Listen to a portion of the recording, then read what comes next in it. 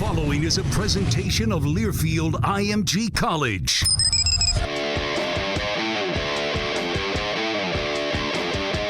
From the Georgia Southern Sports Network, powered by Learfield IMG College. Wings up, Eagle Nation! Touchdown, Georgia Southern! This is Inside Eagle Nation, your all-access look into Eagle athletics. Taking a look through all the other action in Georgia Southern athletics this past week. A lot of road action. A lot of teams hitting the old I-16 out of town. Getting on the steel horse and taking us to parts north, south, west, wherever. Can't really go too much farther east. Now let's return to the Learfield IMG College studios. Here are your hosts, Colin Lacy and Danny Reed. That's a fact, Jack.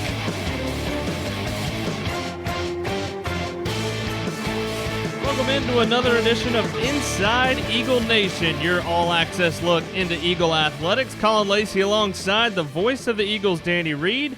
It's also a very special day for Danny Reed. Happy birthday, sir. 36. Back half of the 30s. It really does go downhill from here. That's what I hear. For everybody that's reached out, send me a message and all that, I really do appreciate it, and thank you for that. And big day for you. Last Friday, making your debut on the radio as the voice of Southeast I was trying to figure out what you were talking about. Well, it's a big day for a lot of people. We had Frank's birthday yesterday. Him and I went to lunch today, so we had co-birthday lunches. Oh, very nice. Where'd you go? I can't Get say you it. some pizza? We got some za, which is gotcha. a word if you play Scrabble or Words with Friends. Oh, but probably a 12-pointer. It depends on if you can get the triple letter, triple word. Good point. But you made your debut with Southeast Bullock last Friday. That we did. It was it's very different because that was the first time I'd ever called a snap of football. Yeah. So it can only go up from here. But no, it went well. Really appreciate Aaron helping me out with doing some stats and stuff. And boy, do I appreciate a stats guy now. I was always like, it's here or there, whatever. Yeah, football is one of those. It's very, very difficult to dance around. Yeah, trust me, I fully get it now. But we've got a packed episode. It is finally game week for Georgia Southern football. Not only is it game week, birthday week, going to be finding out. Hello. We have a special guest in our new studio bunker. I don't know if he's special or a guest. No, I think he's both. That's not nice. Terry Harvin making his way in. New general. I guess you're not new anymore. Well, that's what I mean. He's not really a guest. He's the boss. Are y'all on the air? Yeah, we are. We just started. This is awesome. We are literally on. Hey! This is great. I got to turn your mic on. Wow. You getting ready for Saturday? Turning my mic off. Yeah, just wait. Remember, I've got control of the mute button. So me walking in totally screwed up this whole thing, didn't it? No, this was the plan because he had your lower third ready. Actually, I was using it as a placeholder since we're redoing a bunch of stuff around here. I was using it as a placeholder as one of the top 3. Look, the redecorating is really nice. We've got the Drain the Swamp picture. We got some stuff from late 80s, early 90s. Kid dreaming of watching, I'm going to say, Darren Willis catching a pass up there. It was really nice until... If you look on your Facebook live stream, from about here and half the screen that way is not decorated yet. We're only expecting to have 2 people. That's awesome. There's kind of a line of demarcation right about here. Is that what this is? Okay, I get nothing over here. So yeah, it's fine. You fill it up yourself. y'all get to have all the fun, so I thought I would just step in. That's fine. By the way, I'm on that print behind you. Which one? Just for the record, right there. See if you can find me. Which one are we That looking at? hurts. Oh, it's There right in you the go. middle. See, that hurts. You're right in the guys. middle. That Sorry, I hurts. was looking on the kind of edge. That looks like a really athletic play you're about to make because it looks like 34 is about to tackle you, and it looks like the other dude's about to... So let me tell you, let me break that play down. Dance So with what it. I did was I tucked it, I faked the kick, I rolled, I did a spin move, Okay. and then I took off down the sideline and scored. That's what you were going to do at middle in, what was it? Yeah, that was maybe Pop Warner football. It was at 90? Yeah. Okay. I had a dream, The one field goal snapper, you threw the pass. Oh, yeah. That that's great. That's Middle Tennessee State. Yeah. The Blue Raiders. Scott Chafin and Booch Donnelly was the head coach for Middle Tennessee State. It was the only time I've ever been to a football game. I think it's probably the only college football coach that had a song named after him. So they would sing a song like country song. Booch Donnelly. Anyway, you go to Murfreesboro. That's all they have to do up there if you've ever been up that way. But anyway, so yeah, that happened. Ball. I rolled out, almost got killed. And have you ever seen the video of that? It's beautiful. No. Pure athlete, wasn't I? He broke a tackle. Yes. Yes, and there was a stain in my white pants afterwards. But that's a story for another day. But it was 4th and 1, and I made a 1-yard pass, but we didn't get the first down. So go figure that out. Did you see that on video? You got to show me. Actually, don't show me. I've sent you that. I texted you. I don't want to see it. That'd be embarrassing. I could make that available if you'd like. Send it to me again. But since you have a guest coming in, don't you? We're going to be visiting with Dave Friedman, the radio play-by-play guy for the Gardner-Webb running Bulldogs. Not fighting Bulldogs. They're running Bulldogs. They're called the Running Bulldogs? No, not running. Running apostrophe. It's like Raging Cajuns. Running Bulldogs, Raging Cajuns. No G on the end of it. Yeah, well, I know y'all are going to get into the nuts and bolts of this ball game, so I'll let y'all do that. I'm nervous for every game, so it doesn't really matter who we're playing. But in particular, when you have 2 Lamb boys as your coaches, that kind of adds a little bit to it for me. So I'm a little squeamish coming to this ball game, but I do want to say, I was about to say, you had a purpose. You had a motive for coming in here. I have a feeling. Y'all are doing this tonight because we're not doing a coaches show. Correct. So y'all announced that Hail Southern Live will be Thursday night. Yes. No, we have not. You have not officially. No. Well, a couple people had asked us on social media. We shared that with them, the name of what the show is going to be and when it's going to be, but we haven't blasted out. Well, Hail Southern Live is because we need to do something to encompass all the sports and the university, and obviously Hail Southern is a big deal. So we were looking for a different name, and thought Hail Southern Live would be a good one just to encompass all. So it's an inside look to Georgia Southern athletics. You'll still continue to do the show, and it's going to be really cool. We got some new features we'll do this year, some different shots, working on some new software programs so that the show will stream not only on Facebook Live, but also on gseagles.com and maybe YouTube Live and some other things. And we have some new sponsors as well. So that's exciting. And the first segment will give you the opportunity to talk to somebody other than the football coach, for instance, Chad Lunsford. And we're going to do it at Bishop Fieldhouse. I know there's been some questions about that. And, the elephant in the room, well, besides myself, because I need to go on a diet, is this whole COVID thing, right? So what y'all did last year at Bishop worked, but now let's invite the public in. It's a controlled environment, so what a great opportunity to bring the kids. Let them go play on the field.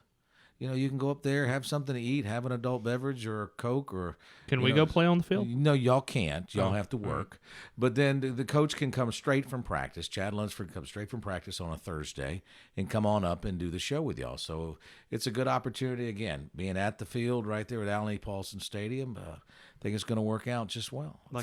Just fine.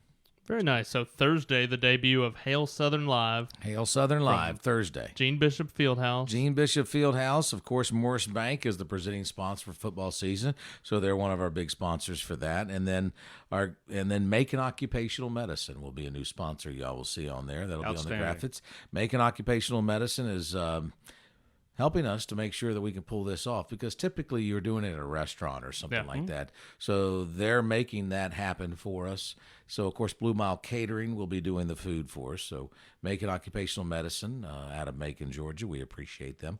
They'll be doing that and also helping provide the streaming services for us. So because of those great sponsors, we can start doing some other things, right? So that, again, being where the fans are, 365, 7 days a week. So if you can't watch it live, you can go back and watch the recorded version. Sure. If you'd like to watch it live, you can do so from your phone, from Facebook Live or YouTube Live or on website, gseagles.com, of course.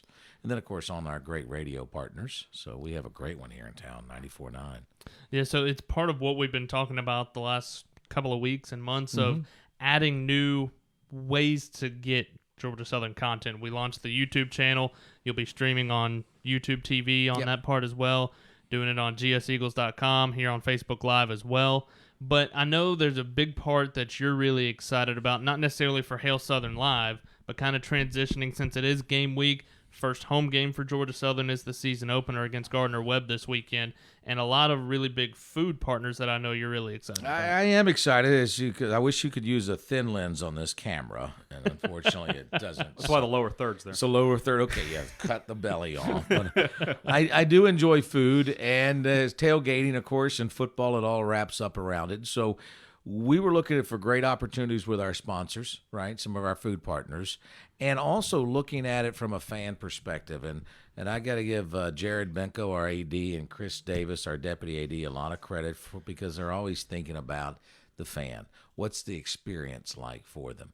And what they kept coming back to is Ibis does a really good job with our concessions, but knowing a brand all at the end of the day is about who you know and trust, who you think of first. Yeah. So the opportunity for our fans to walk into the stadium and see a concession stand branded with Zaxby's and be able to get a Zaxby's sandwich, right? That's huge. That's a big deal. Yeah. Or Rolling Monkey. If you haven't been to Rolling Monkey, that's a pretty cool place. Handcrafted ice cream right there at the stadium. Had a couple of athletic fundraisers over there over the summer. Yep, they helped out a lot of different programs there. They've done a good job, and they're local. And, of course, we don't need to tell you about the story about Zaxby's. If you're a Georgia Southern person, you know the story of Zaxby's. Your Pie is a great opportunity for Your Pie to come in. Your Pie is owned for this local franchise in Statesboro and in downtown Savannah by Joe Hunt, a Georgia Southern grad who used to be in franchising with Zaxby's. A little bit crazy there, right? Hired a lot of Georgia Southern folks, and he bought the franchise here, so he's going to be providing Your Pie at the games. Socheros, which I love me some Socheros now. Fresh Mex. Yeah, you seem like a Socheros guy. I am, because, the problem is it stresses me out because I get there and I want everything, right? So can you put this in there and that? And so you think you're being healthy and then you just throw it all in there. Well, that styrofoam can only hold so much. It is. And, they're working on a bucket for me, that looks like a hat, a sombrero, but they'll bring that out. But Doug Purrier and his team out of Blackshear, Georgia, he owns 8 of them in Southeast Georgia. And then, of course, here's another tradition that everyone knows the name, Vandy's Barbecue. Vandy's Barbecue will be there, and they'll have a concession stand. So that's just some of them inside the stadium. And the other exciting things that we're doing is obviously the tailgate concert. So you guys will have a different look. I should say you will have a different look. Danny and I will be running around the parking lot in the golf cart. Did I tell you that, by the way? Running around in a golf. Does that mean I got to run alongside it, or yeah, do I got to drive? I'm going to loosen you up a little bit so that you'll be ready for the game. Okay. No, but we have a great tailgate stage that's being done for the radio crew, thanks to Whitfield Signs. It'll be the Cutwater Spirits tailgate stage, being all redone, which is fantastic. Cutwater is spirits in a can, or cocktails in a can, or ready-made drink, whatever the right term is that you want to use. You get the idea. On the opposite end, where the end of the Eagle Walk happens, we'll have a big stage set up, and that'll be the Cutwater stage as well. Cocktails, pregame rock concert. We have a 90s rock band coming in starting at 3:30. We'll play until 5:30 because we want fans to be in the stadium in time for Freedom's flight from Morris Bank. It returns this year. It returns. Morris Bank, thank you. Stepping up and looking forward to Steve Hine. He's already been out there practicing. I've had a great champ.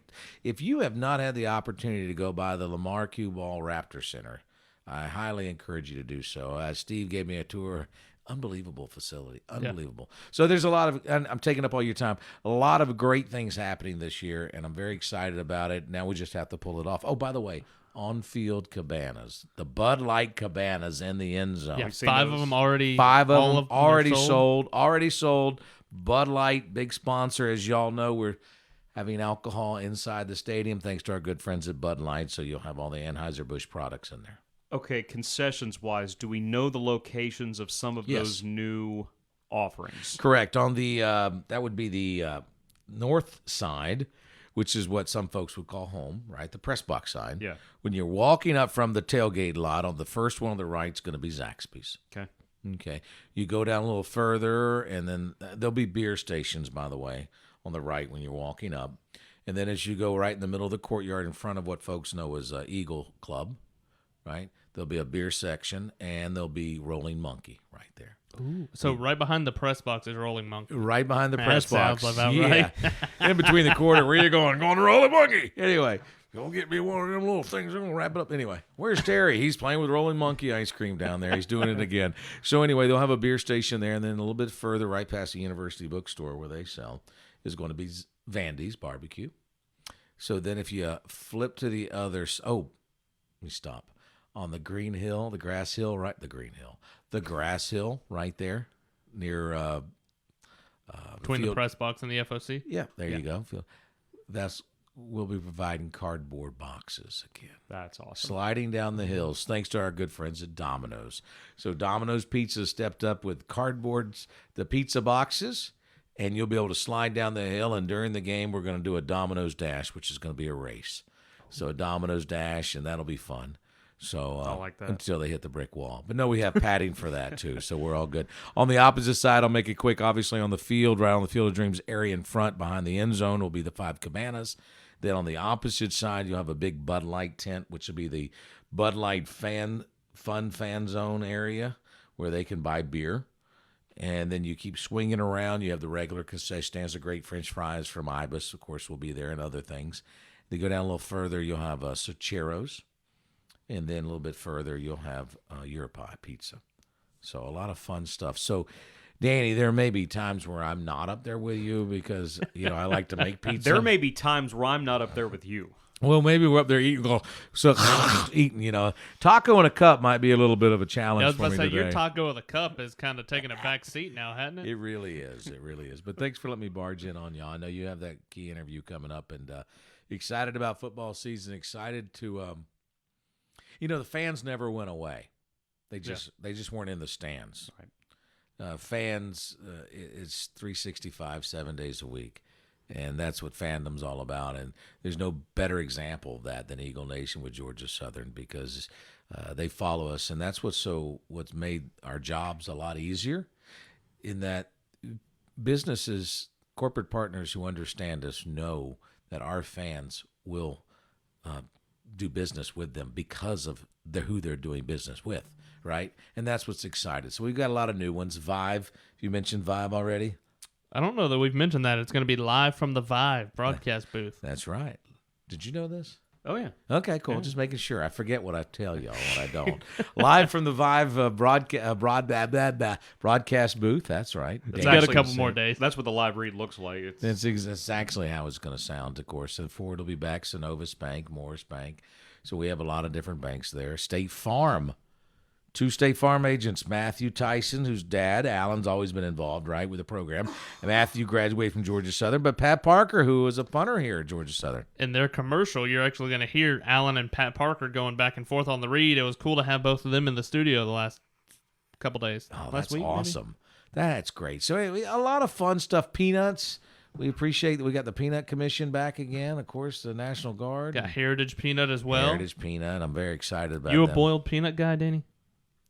I haven't had them in a while, but the time I did, I liked it. See, I'm not usually a boiled peanut guy, and I never realized that boiled. I know you are. Daryl Lynn's big on boiled peanuts, too. I never realized that boiled peanuts were goober peas. I thought it was two different things. Oh, yeah. You're such a goober. Yeah, I know. Missed that.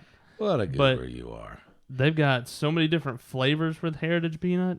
I might have to try them. Yeah, we got a lot of fun stuff going on this year. And again, have some patience because obviously it's game one, right? So we're going to get back. There may be some things that you see game one that the next home game will be a little bit different, right? Yeah. So, and that's just the way it is. But it's just so good to get back and having fans here that I'm excited. So thanks for letting me drop in on you. I'm going to go back to work. Got a proposal we're working on. We have some more because we're not stopping. We have more and more people that are wanting to jump on with us and be great partners. So thank you, Eagle Nation, for doing so. And thank you, Danny and Colin, for what you're doing here. Hang on. We've got a question coming in on Facebook Live for you. Uh-oh. Who's it from? It depends. From Glenn Ingram. Oh, Glenn. Yeah, I got your invoice, Glenn, okay? I'll pay you. Would you get off my butt? I love me some Glenn He wants Ingram. to know what your favorite part of game day is. Ooh. And has it changed now that your role has changed? What I can do in public? We're not. That's true. We're not going to know that until Saturday. That's true. That's a valid point. I am freaking out a little bit more because it is a totally different animal, right? So does that mean I can mess with you now? Yeah, you probably can. My favorite part about game day and game is waking up. Because you wake up, it's like, oh, game day.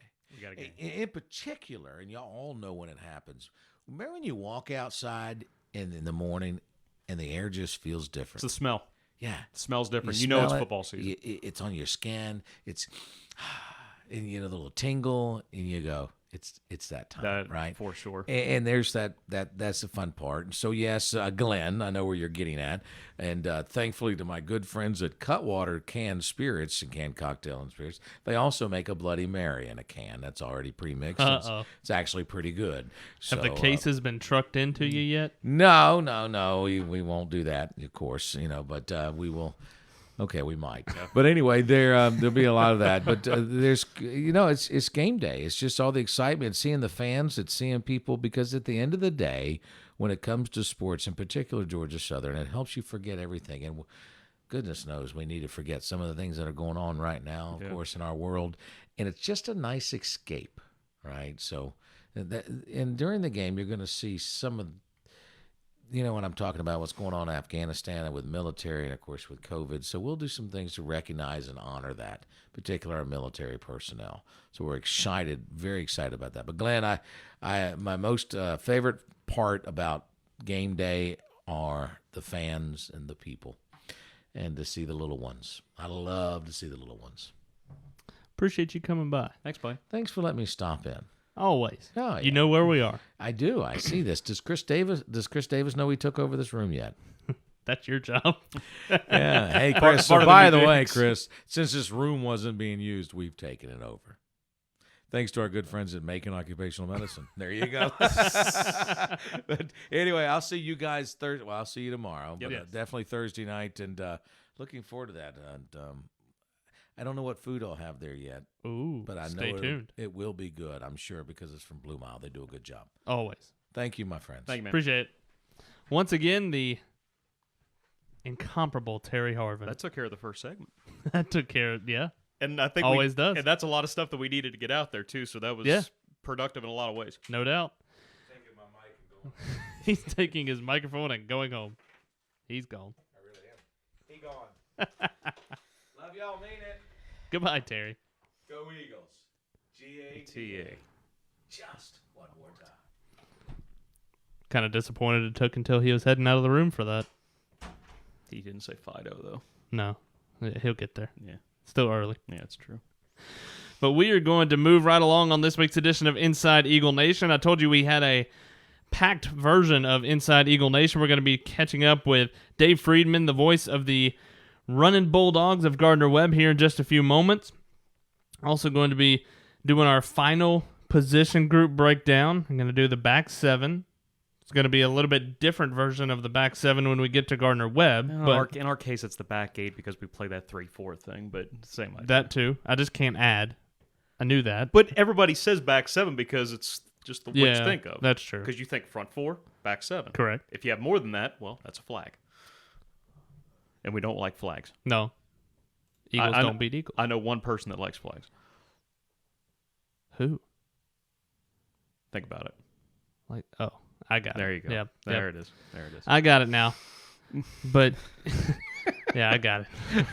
I didn't know that's where you were going with that, but that works. You will. No, I get it. I get it. Yeah. But before we get to Dave Friedman coming up in our next segment, I need you to talk a little bit about what's your favorite part. And you did it a little bit with Terry, and he kind of stole it a little bit. But what your favorite part of your game day is. And your game day goes kind of long, but what your favorite part of your game day is.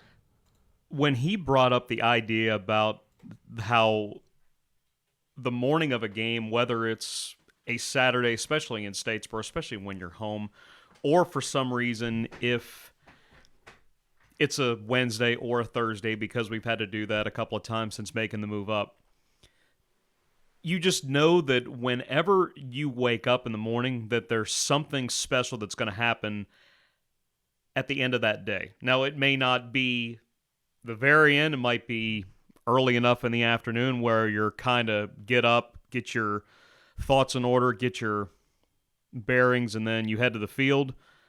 You like to try to visit with some people, especially if it's at Paulson Stadium. If we're on the road, we're there for, more than just the day of the game.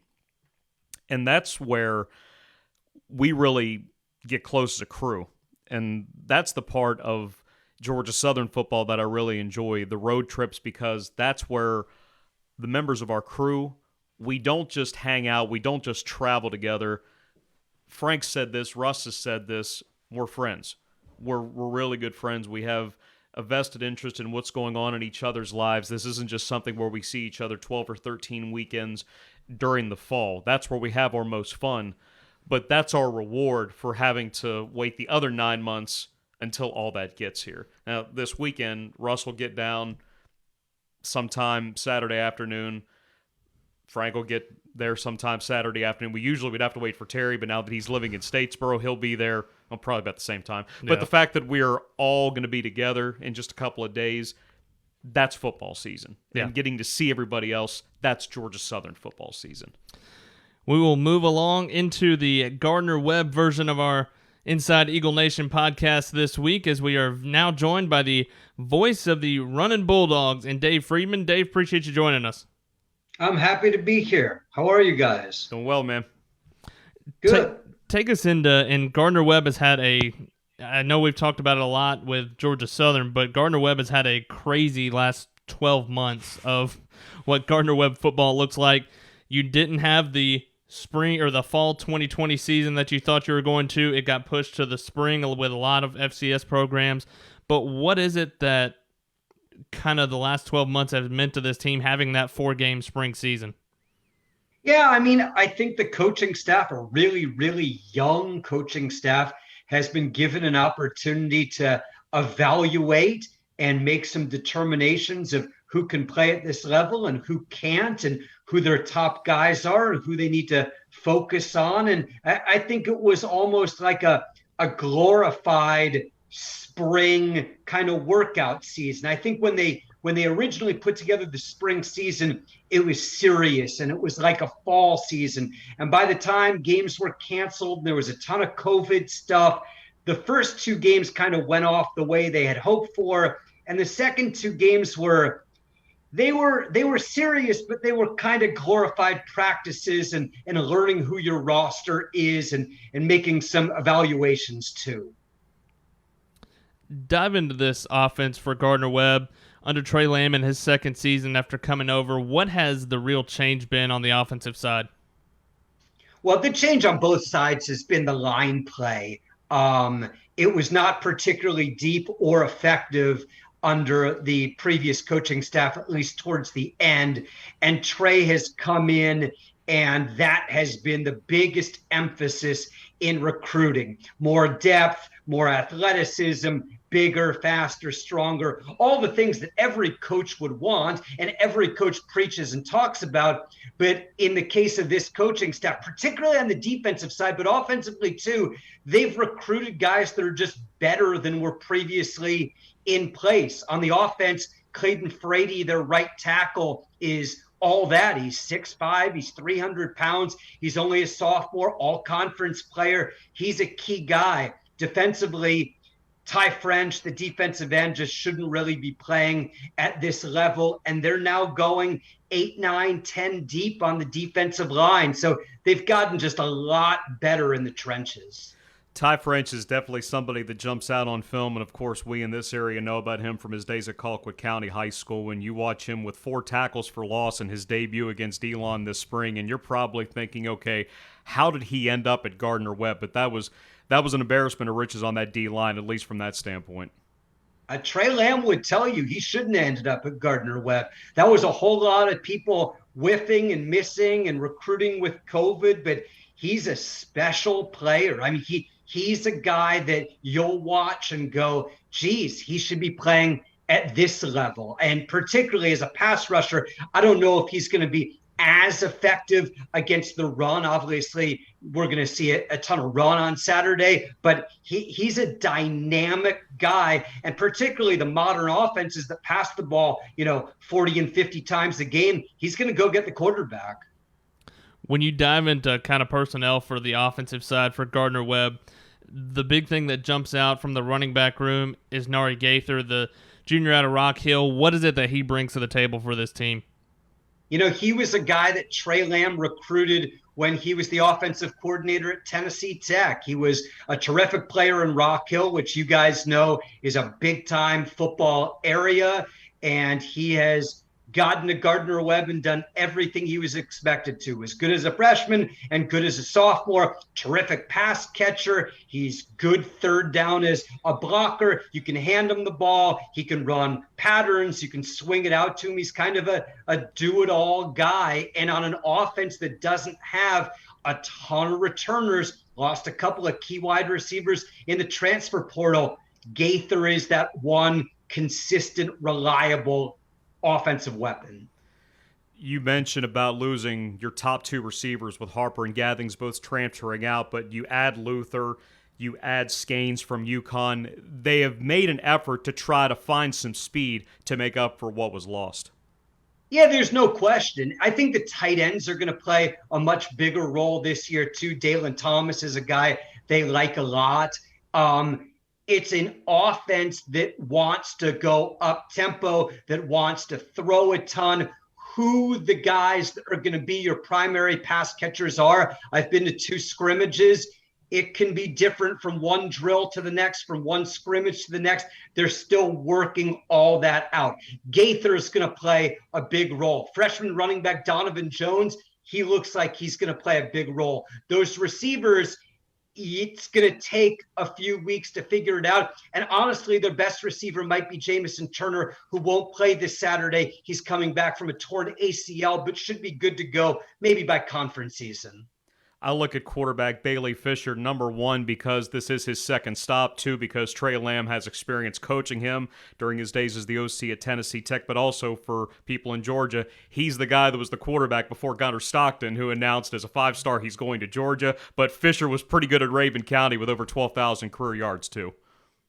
Yeah, I mean, they've got 4 quarterbacks that have all worked with the ones in preseason, and Fisher is obviously the most experienced. He had a couple of really good years at Tennessee Tech. I don't know that he necessarily wanted to leave, but they were changing the offense. Trey Lamb was his offensive coordinator. He's very familiar with it, and I think he's a guy that Trey's really, really comfortable with. Jai Tolan is a left-handed sophomore, terrific with his feet. Tavon Bowers was on the roster at Wake Forest, more of a pocket passer. I think whoever they go with, there's serious upside and reason to be optimistic, but Fisher is obviously the seasoned option. You talked about the trenches on both sides, offensive and defensive line, but in the back 7, back 8 for you guys, who were the guys that really jump out for this defense?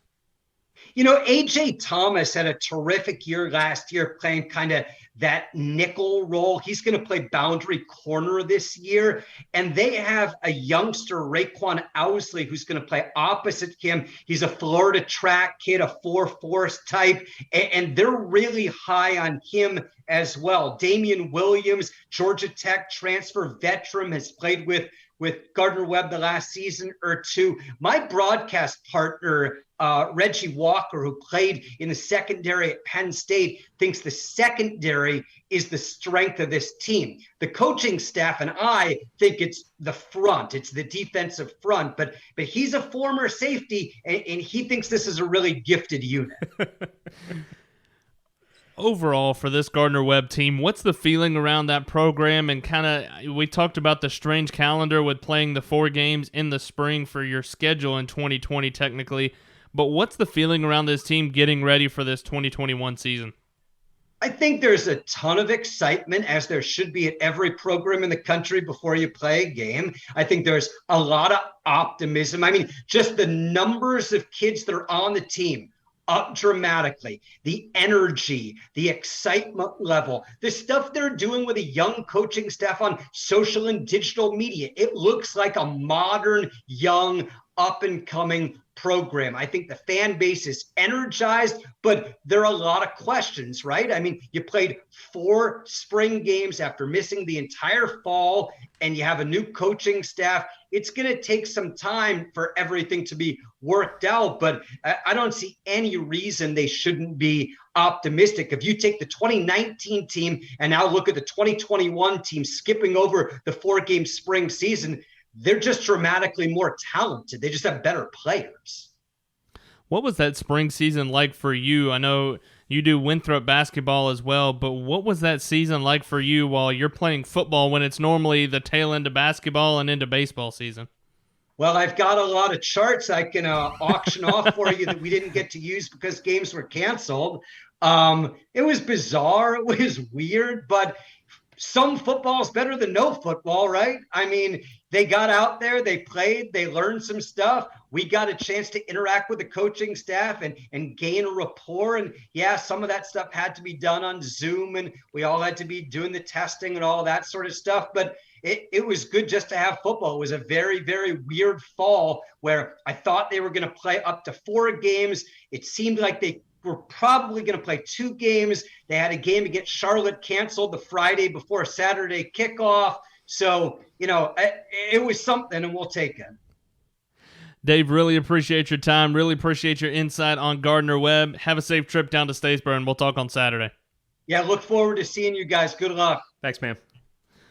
Once again, that's Dave Friedman, the voice of the Gardner-Webb Running Bulldogs, as they will be making their way to Allen E. Paulson Stadium this weekend. Haven't seen him in about 4 years. I know, it's been a while. I always forget that he is also the voice of Winthrop basketball. He's done Winthrop basketball for quite a few years. Yeah. And he's gotten to go to quite a few NCAA tournaments. I think Winthrop had a 12-5 victory one year. He was there when they beat Notre Dame. When that was an 11-6 matchup. That was one of the best teams Winthrop ever had when Greg Marshall was still the head coach quite a few coaching cycles ago. But somebody that it's been in for a long time and somebody that really cares about what he does and does a really good job. Strangely enough, that's not the only jobs he has. He's also a magician. Yes, he is. How about it? I still want to go to one of his magic shows. Well, John Morgo's a comedian. Yeah, he is. I guess in some way we're all comedians. Yeah, that's true. That's a very accurate statement. Here's, before we get deeper into this, all right, what would your I also do this job be? Oh, goodness. Yours would be an impressionist. The thing that hurts me is that the impressions that I do are just people that I know. I can't go in front of a captive audience and do an impression of Jay Walker. I mean, not that people don't know. Well, not that people don't know who. So you could. Yeah, but I could go to Atlanta to a club and do an impression of Jay Walker. Who's Jay Walker?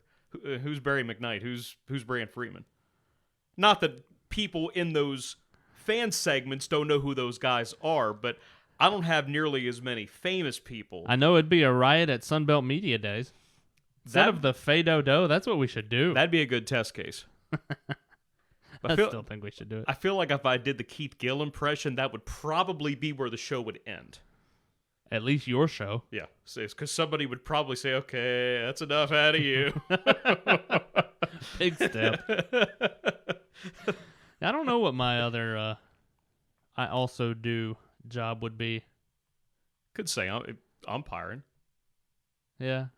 That'd be tough to pull off with as much travel as involved, but yeah, it could be. Yeah, we'll go with that one.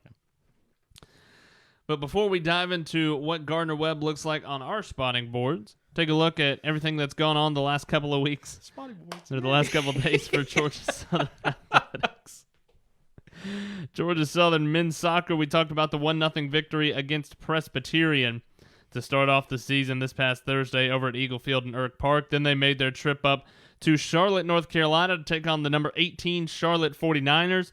Fell 3-1 to a Charlotte team that was a little ticked off. Earlier that week, they had fallen to an unranked Maryland team, and so it just kind of took the frustration out on Georgia Southern, but I believe scored the first goal and fell 3-1 to the Charlotte 49ers. That's still an experience, though. No doubt. You lead a ranked team at their place. That's something that maybe a couple of months down the line, you pick back to that and say, we didn't win this game, but we proved that we could play with that team.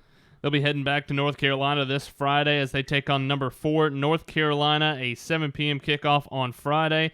And then they make the trip over to Spartanburg, South Carolina to take on Wofford on Sunday. That also a 7 p.m. kickoff. Not terribly far away from Boiling Springs, North Carolina.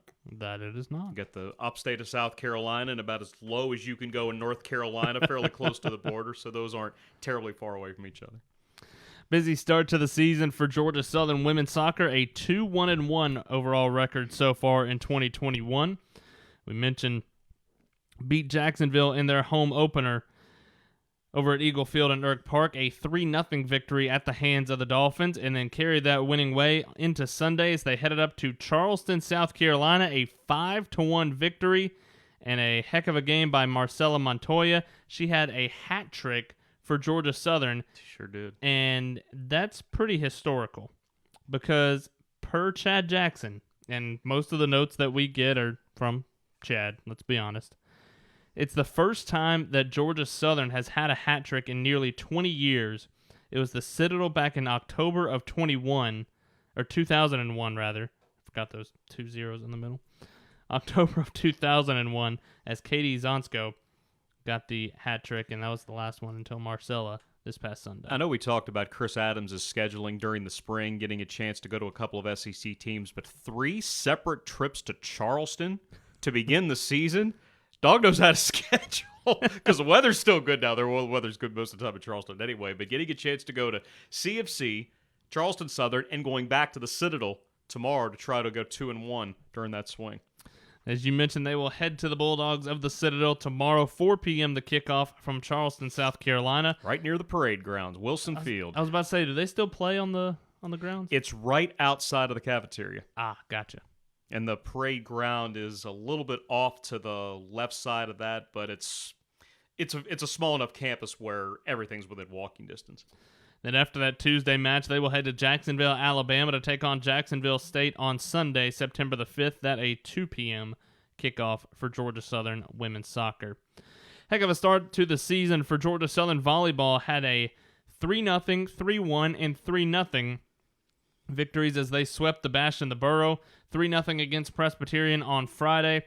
3 matches to 1 against Coppin State to start on Saturday, and in the evening against Bethune-Cookman swept 3-0 against Bethune-Cookman to a 3-0 start in the Bash in the Borough in the 2021 season. And Mark Janak saying that's the first time that volleyball has started 3-0 since 2013. Even more impressive when you're down 4 starters. And There was no Madison Brown. There was no Chamblee Russell last weekend. Also, Coppin State was the preseason favorite in the MEAC. So trying to work in a new rotation, a lot of freshmen, and still being able to start. And when you sweep a weekend at home, Chad Willis says you get a dance party. We were talking to him earlier on today. You get a dance party. Talking to him earlier on today, and Haley Blitz caught up with him for Coach's Corner. That's going to be on Blue White Weekly. That'll start this week. That'll go out on WJCL on Saturdays. Yep. It'll also go out on Bally Sports South. Back on Bally Sports. Used to be Fox Sports South, but that'll air on Friday night at 5:30, and then we'll re-air Saturday morning as well. But being able to ask him what his favorite bench celebration was, and he said he liked the Thor hammer. Is that just this? Or I don't know. I didn't see it, but he said, and one of the they put a big emphasis on their bench this year, and they are now, you know how every team videos every game so they can go back and watch film and whatnot. They videoed the bench as well. So the bench will break down film. We're going to have to get him on here to talk about that a little bit So there later, is a specific camera just on the bench. Correct. Because usually when you and I are with our basketball teams, we might see the bench on the side of the action, but there's not a high camera dedicated to the bench. No. There is a camera dedicated to the bench. Okay. It's fantastic. Okay. I love it. Okay. Okay. Okay. But I'm very, very happy for them. They've been through it for the last couple of years, and think about how much better it's going to get when they get everybody back. Yeah, no doubt. A lot of bright things along the horizon for really all 3 of those teams. Men's soccer had a little bit of a tough year last year, but bouncing back this year. Women's soccer under Chris Adams, we talked about the strides that they have made in the offseason, and volleyball as well. But under 3rd year for head coach Chadwell, it feels like he's been here longer. That's how visible he is. Right. You see somebody all the time. That's true. You think that, how have you only been here for half of this time? But this feels like this is going to be not just his best year, but maybe a year where Georgia Southern can challenge for a division, maybe even a conference championship. Yeah, no doubt. So we dive into Georgia Southern football. I will give you the choice. Would you like to conclude our positional breakdown with the linebackers and defensive backs, or would you like to go into Gardner-Webb first and then do that For the sake of continuity, let's do Gardner-Webb. That way we can end talking about the blue and white. All right. Because we just had Dave on. He gave us a bunch of nuggets. We can just go off of that.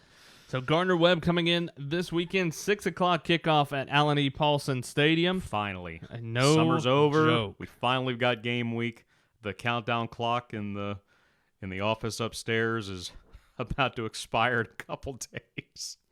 Well, we'll be on the air with the Cutwater Tailgate Show starting at 4 o'clock. Back in the tailgate lot, same spot as always, a new stage, but same location. Mm-hmm. But the Gardner-Webb Runnin' Bulldogs, that's not running, run-in. Like Ragin' Cajun. Correct. There's an apostrophe in there. Yeah. But this isn't a pepper. No. Like they No. use. It's not a cayenne pepper like they use down there. And it's not. by the way, thankfully, our friends down there mostly spared with Hurricane Ida that tore through. Our friends in Mobile caught a little bit, but I think they're okay as well. But what happened in New Orleans where everybody's without power, and the fact that it's 16 years to the day after Katrina, you feel absolutely awful for those people that many of them, I'm sure, going through it a second time. And we know the Sun Belt Conference offices are located in New Orleans, and we hope that they can find some comfort and hopefully they can find a way to help each other and get back to where they should be relatively soon. We know that Tulane had to relocate, and they're not going to be able to host Oklahoma this weekend. It's been rumored that game's going to move to Norman, but maybe they can find a way to meet in the middle, maybe Birmingham, where Georgia Southern went a few years ago to play New Hampshire. Hopefully it goes better for Tulane than that did for Georgia Southern, but I know if there is somebody that is capable of relocating a team once, maybe twice, I guarantee you it is Shane Meyer. That binder has been flipped every which way you could imagine the last 48 hours. Former director of football operations under Coach Fritz here at Georgia Southern, went to Tulane when Coach Fritz headed down to New Orleans as well. But glad to hear everybody that we have heard from so far is A-OK. Not a whole lot of damage that we've even really heard about, but good to hear that everybody is okay, and our thoughts and prayers obviously go out to everybody down in New Orleans. And we will keep you up to date on everybody that we know down there as we kind of find out that. But you look at this Gardner-Webb team, again, played in the spring, 4 games, ended up being 2-2, 0-2 in Big South games. It wasn't strictly a conference schedule, but it's still Big South games. So 2-2 the record, and there's a couple of changing parts. We talked about a couple of key departures on, especially at wide receiver, but trying to figure out, a lot like Georgia Southern right now, trying to figure out what the quarterback situation was going to be. But I think you talked about Bayley Fisher, him having the experience playing under Trey Lamb at Tennessee Tech when Trey Lamb was the offensive coordinator. Now you've got a familiar name. Oh, by the way, Taylor Lamb, the offensive coordinator for Gardner-Webb. State. Yeah. Hello, Taylor. Yeah. Howdy. How's it going? But how's your mom, though? Yeah. But now Bayley Fisher kind of seems to be taking over that number 1 job. We mentioned that he was the guy before Gunner Stockton when Rabun County played in the Irk Russell Classic here at Paulson Stadium. That was Gunner Stockton's freshman year, so it was right after Fisher finished up what was a legendary career playing for Lee and J-Bo Shaw up at Rabun County. If you keep him healthy, dude's good. Yeah. There are multiple games where if you keep him upright, because he's dual threat, but if you keep him upright and give him time to throw, he's going to find the open guy. Yeah. 2018, when he went to Tennessee Tech, that was a team that went 1-10. He was still the Ohio Valley Freshman of the Year on a team that went 1-10. 2019, vast improvement. They won 6 games. He was second team All-League. He broke 6 school records. But the thing about him, he's injury prone. He's had a torn ACL. He missed a lot of time during the spring with a shoulder injury. He tried to come back from it after initially it got suffered against Jacksonville State, but he ended up missing the final 3 games. Ultimately, he transfers out to Gardner-Webb to play again for Trey Lamb. The 3 games that he played, well, really 2.5 because he got knocked out of that Jacksonville State game in the second quarter, he was sacked 12 times. Good night. In 2.5 games. So it's lucky he got to play as much as he did, considering how much of a beating he took. But if the protection was a little bit better, I think it was feasible that he could have been in the neighborhood of those numbers of 2019, even though they were only going to play 7 games anyway. But I think it's highly likely that 14 takes the snaps for Gardner-Webb. Now, he mentioned Jai Tolan, a left-hander, so it's a different look, but just a handful of snaps in the spring. I think he threw 9 passes. And then Tavon Bowers, if you're a Netflix fan, somebody that was on QB1 the same year that Jake Fromm and Tate Martell were on out of Bishop McDevitt in Pennsylvania, somebody that played at Wake Forest. But I would highly suspect that Bayley Fisher is going to be your starting quarterback for the Running Bulldogs. And we talked about it with Dave as well. You've got Nori Gaither, junior out of Rock Hill. He's really kind of solidified that running back position, but they've got 3, maybe even 4 guys that you could potentially see getting snaps at running back. Gaither had a 96-yard touchdown run against Presbyterian in the spring, set a school record, set a Big South record. He ran for over 150 that game. Now, the final 2 games of the spring, I think that people realized, okay, 22's fast, so maybe we keep him inside the tackles. He was limited those last 2 games, held to barely 100 yards combined in those 2 efforts. But Donovan Jones is somebody that he mentioned, a true freshman who's got a lot of ability, multi-time state champion down in Miami. And then with DJ Hancock, he is a terrific story. Trey Lamb thinks a ton of him. There was a video on YouTube when they gave him his scholarship. He was a walk-on, but Trey Lamb spoke about as highly of DJ Hancock as you can of a player that's not your own child. But I would think that somebody like that who is so highly valued is going to get worked into the equation somehow. But make no mistake, Gaither is the bell cow, if you will, of that backfield. One of the big things that Dave touched on was the offensive and defensive line, and putting together our charts, the defensive line really jumps out of. When you look at these guys, these are dudes. These guys, and I think Dave even said it, most of these guys should not be at a quote-unquote Gardner-Webb, and you can take that for what you want, but these guys have the potential to play not just at the Sun Belt Conference level, but maybe even an American and getting into Power 5. Well, there's no secret that 3 of the 4 guys up front are from Georgia. There's more guys from Georgia on this roster, and we already said Boiling Springs, North Carolina is where Gardner-Webb is located.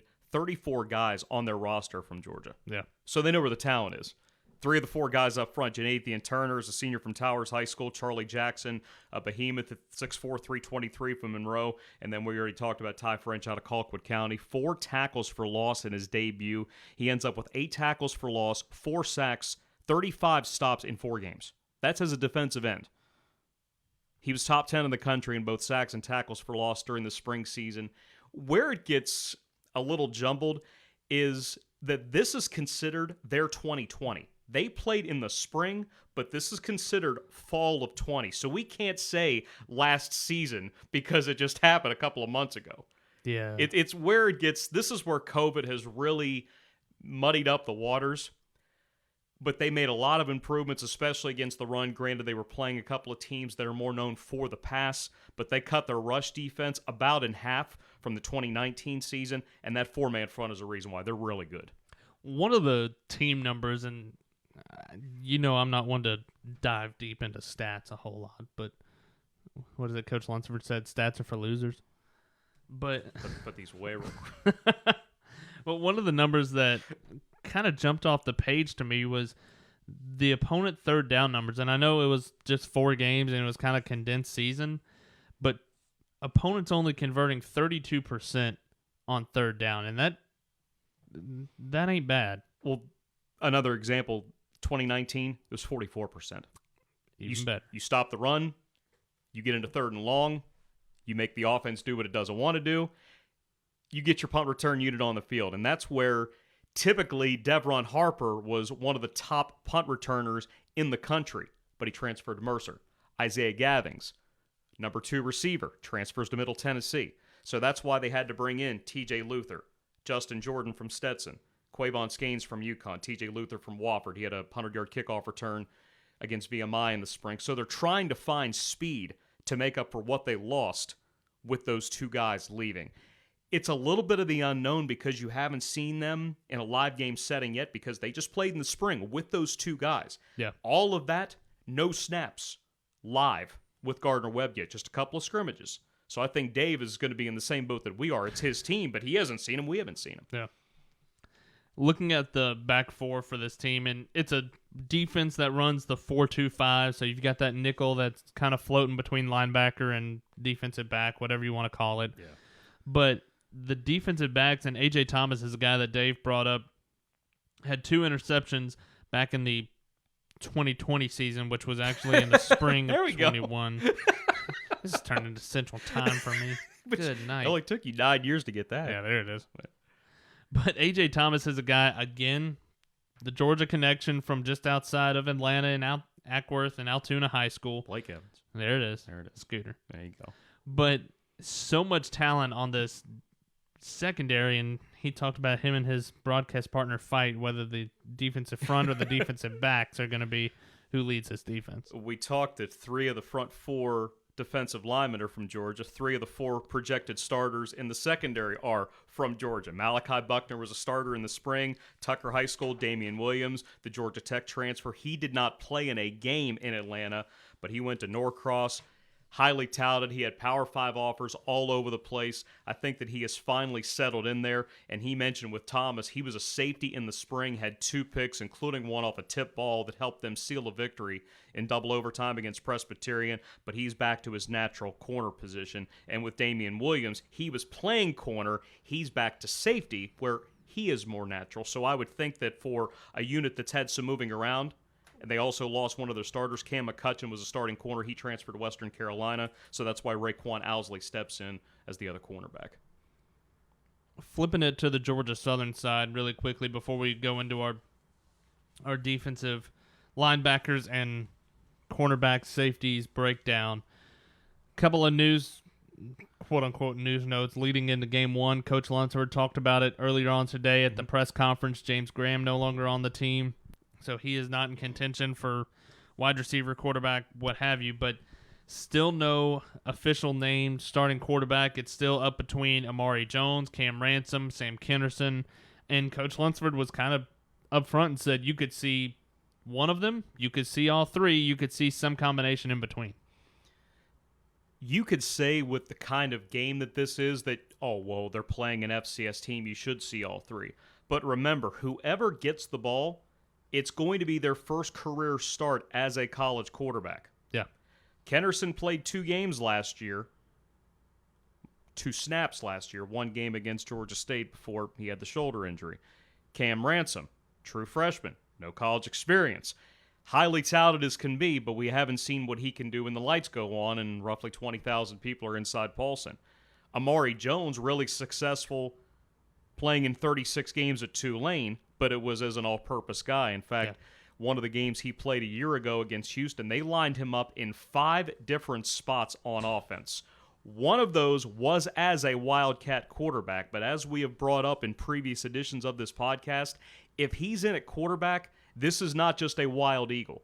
This is where they will test his arm because he was a really good high school quarterback at Frisco Heritage before he suffered that leg and ankle injury. He actually got hurt at Jerry World in a matchup during his senior year, and there's a picture of him in the middle of that massive stadium. It's right on the center of the Dallas Cowboys star, and it's kind of a harrowing image for where it happened and all that, but he can throw the ball. Yeah.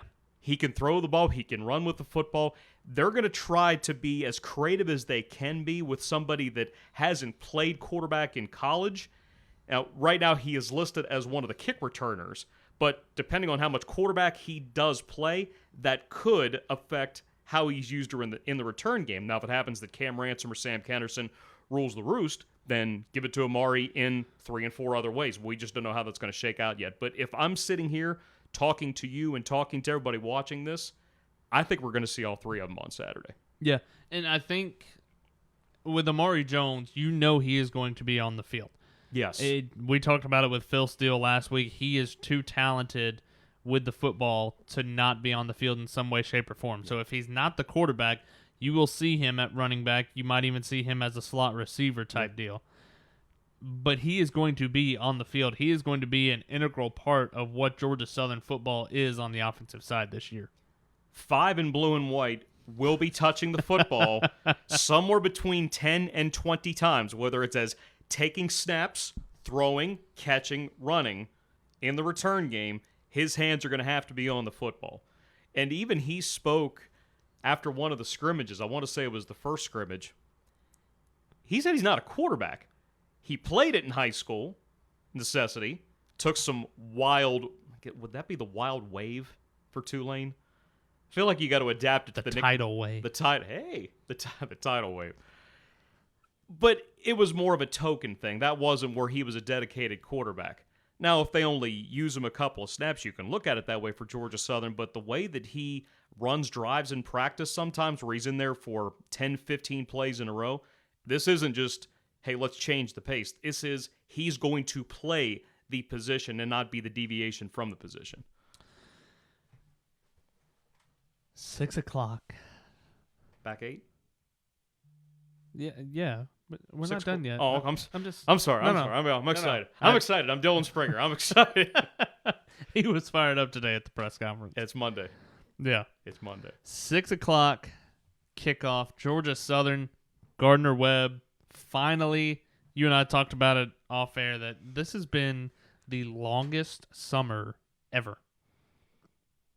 And I think that means we're getting old because... Oh, absolutely. Well, today, you I'm obviously literally today. Yeah. But as you're a kid, you can never wait for the summer to get there, and then you never want it to end.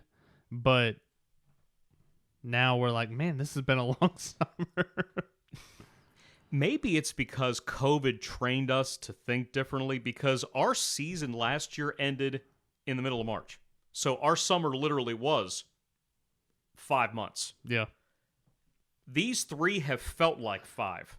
So maybe our minds are just rechanneling all of that experience from last year, even though it was quite a bit shorter.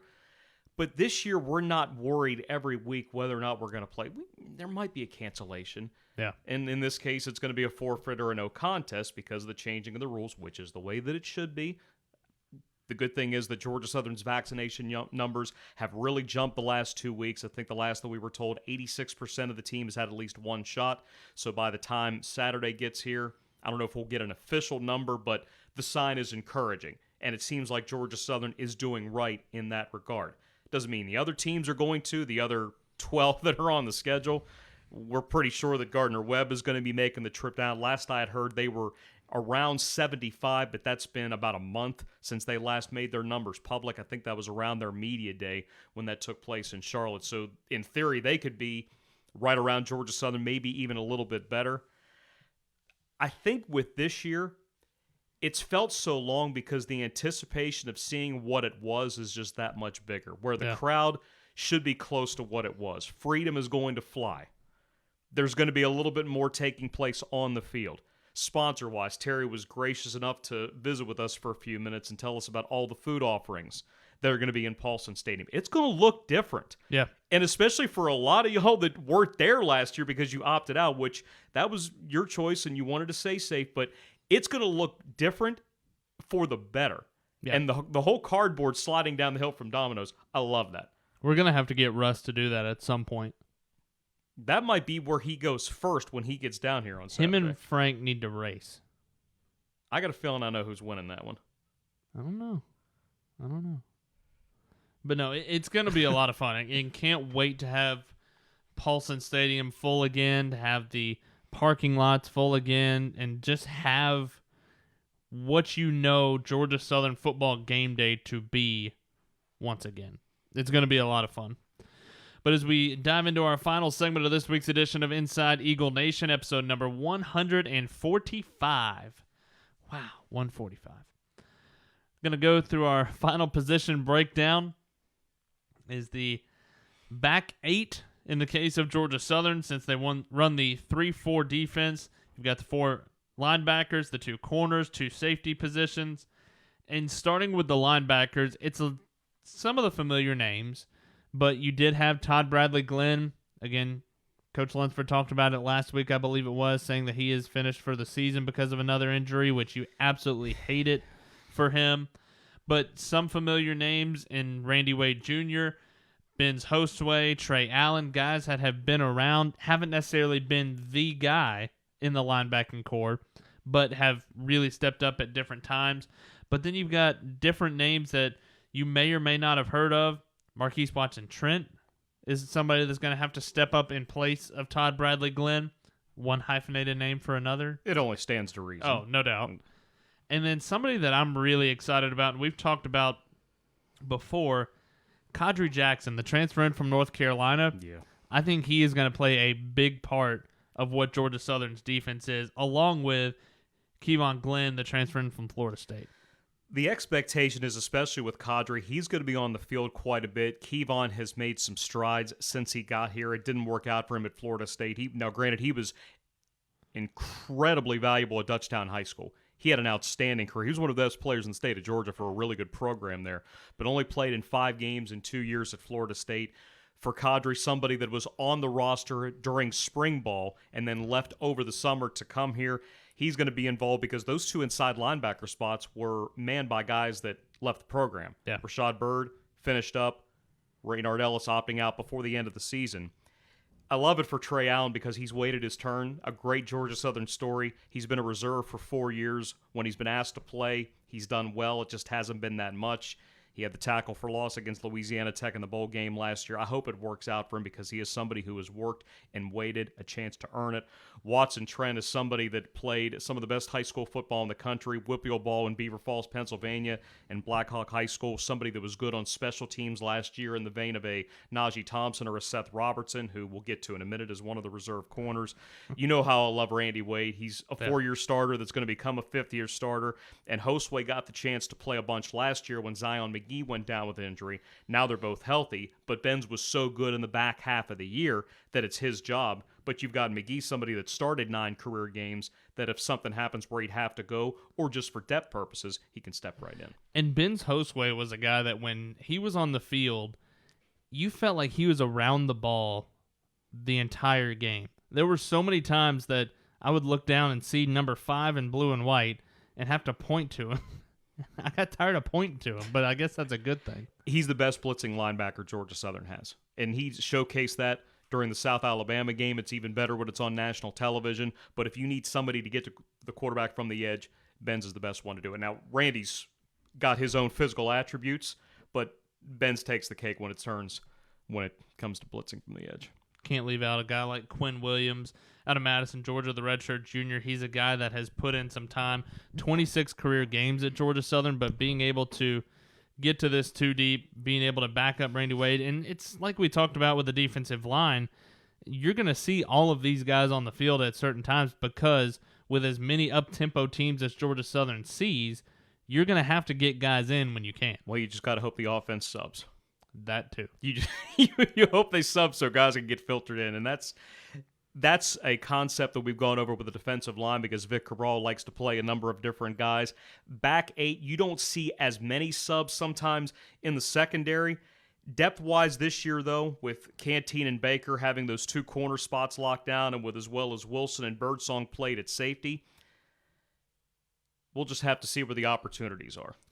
This is a secondary that going into last year, you didn't really know what to expect. You knew you had Darrell Baker back there, but had to fight some injuries a little bit last year. But you knew what you had, but you didn't know how it would translate into the game. But guys like Anthony Wilson, Derek Canteen really stepped up for this team in a big-time way. You had Justin Birdsong really step up, playing a couple of different positions for this defense in the secondary. And then Darrell Baker just doing what he does, just show up, do it, and does it pretty well. You know, coming into last year, it was, okay, how is that secondary going to respond from losing Kendall Vildor and Monquavian Brinson, 2 guys that were basically 4-year starters? I mean, Man was in just about from the beginning, school record holder in pass breakups. I'll start with Birdsong because whenever we visit with Scott Sloan on Thursdays, we might have a list of things that he wants to talk about. Somehow it always gets back to Birdsong and how intelligent he is on that back end, how solid he is, how well he knows this scheme, and the fact that he can play all 4 positions. He did play all 4 positions at one point last year. In fact, so did Darrell Baker. Yeah. In fact, Darrell did it in 1 game against UMass. He ended up getting the interception against UMass when he was playing safety on a ball that could have been a passing touchdown. But Birdsong is somebody like a Trey Allen, heavily recruited, could have gone to Iowa State, decided Georgia Southern was the better fit. He also could have gone to Appalachian State. But somebody that decided Statesboro was for him. He had to wait. He had to work. He had to find that opportunity. And he had 2 picks in the bowl game. made the All-Bowl team, wore the GATA chain twice. I hope he gets a chance to wear it a lot more this year. We know what Canteen can do. We've seen Darryl Baker for 5 years now. Yeah. And with Anthony Wilson, he came close to so many picks last year, finally got one in the bowl game, and it was a great play that he made in the second quarter. I like the starting 4 in the secondary. When you look at the depth for the secondary, on the 2 corners, you've got guys that have played. Seth Robertson with 11 career games, Tyler Bride with 9. And then up the middle in the safeties, there's not a whole lot of experience, but there's a lot of talent with the 2 guys backing up Birdsong and Wilson and Tyrell Davis and Mizell Williams. 2 true freshmen, but 2 early enrollees. Yeah. 2 guys that went through spring practice. They got that jump in order to get acclimated to the college game, and it turns out that where they are, it was that much more necessary. Williams from Florida, somebody that had FBS looks. Tyrell Davis, Hickory Ridge in North Carolina, somebody that had FBS looks. They're going to play. Yeah. It's a matter of how they're going to fit into the equation. And for a defense that led the country in interceptions and turnovers forced last year, the opportunities are going to be there. And we know that defense put up some gaudy numbers last year. And even though you do lose a Bird, you lose an Ellis, you lose a Raymond Johnson up front, not just as a pass rusher, but also in run support. And I know we already talked about the defensive line. But the pieces are going to slide together a little bit differently. Scott Sloan has used the phrase, you got to rearrange the deck chairs. Maybe somebody that was here is going to have to go there, like a Darryl Baker who can play just about everywhere in the secondary. But whatever it has been, in 3 years under Scott Sloan, this has been, at the worst, a solid unit. At the worst, a solid unit. No doubt. And there's something that I think doesn't get brought up enough as it should, is the defensive staff that is here. We talk about Scott Sloan, Doug Roos now on the offensive coordinator role, and for good reason. Those 2 are 2 of the best in the country at doing what they do. But the position coaches for this defensive staff have been here for a couple of years. One, I know the offensive side has changed a little bit over the last couple of years, but for the last 3-4 years, you've had the same defensive staff. And it's guys that have had coordinating experience, have had a lot of experience at big-time opportunities, and are really, really good at what they do. You look at Vic Cabral up front, Travis Kenningham, Jeremy Rao, Kevin Whitley, guys like that that really know what they're doing. And, oh, by the way, you've got Scott Sloan leading the way. With Whitley having been a really successful high school coach, he coached Kendrick Duncan at Stockbridge. Travis Cunningham was a coordinator for a spell at Gardner-Webb, his alma mater, where he basically spent 2 decades. Their SID, Mark Rabb, is really excited to get a chance to catch up with him. He's been there for 25 years, so I'm sure they'll rehash all their wild days in Springs, North Carolina. But TC played there. He was a long snapper linebacker for 2 years. He was on the coaching staff when they came here last in 2002, and he remembered that day. He said, he's got that real Tennessee draw about him. Those students, they were loud and they were mean. And then Gardner-Webb lost 56-0, so I guess they were pretty mean. And then with JR, he was a 6-year coordinator running defenses at Troy under Larry Blakeney, assistant coach there for 15 years. I still think that he's one of the most unsung coaches anywhere. No. I think that he is just outstanding at what he does. But that consistency, that knowledge, all of that experience, it's no surprise as to why this defense has been so good year in and year out. I was just thinking about that earlier today. It's amazing that there's not more talked about this defensive staff. I know we talk about the defense a lot and what they're able to do on the field, but it starts in those meeting rooms. It starts with that recruiting. But the defensive staff that is here at Georgia, and that's no knock on the offensive side. They're fantastic at what they do as well. But just what this defensive staff really means. And it's hard for me to assess if it's more challenging to keep an offensive staff together as opposed to a defensive staff. Yeah. That's different. You got 130 FBS schools. You've got multiple levels. It varies from place to place depending on what you want to get accomplished. But that defensive meeting room, you have a lot of personalities that enjoy working together, spending time together. That doesn't mean that the offense hasn't. Yeah. But different opportunities come up, circumstances come up. Defensively, you're lucky that TC's going into year 4. Rao's going into year 6 now. Because remember, Rao got here in 16.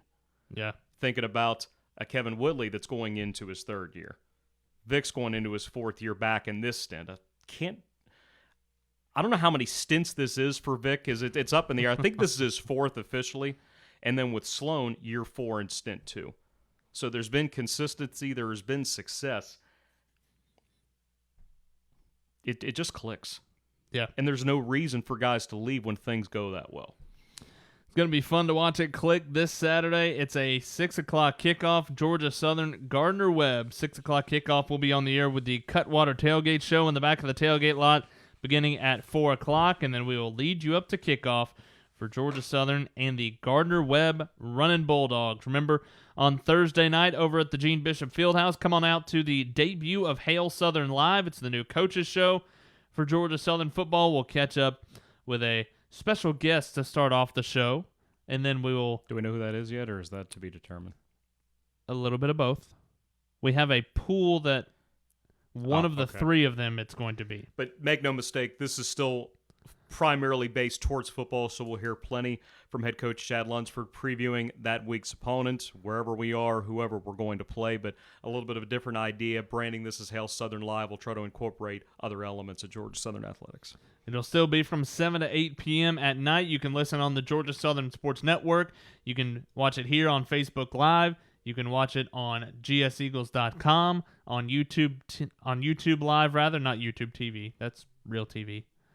YouTube Live for Georgia Southern Athletics and for the Georgia Southern Sports Network. So it's going to be a lot of different places. Wherever you would like to view it, let us know where you're viewing it from, and we will make sure to push more content that way. But until this weekend, for the voice of the Eagles, Danny Reed, this is Colin Lacy saying so long, everybody. You've been listening to Inside Eagle Nation, powered by Learfield, the official podcast of Georgia Southern Athletics.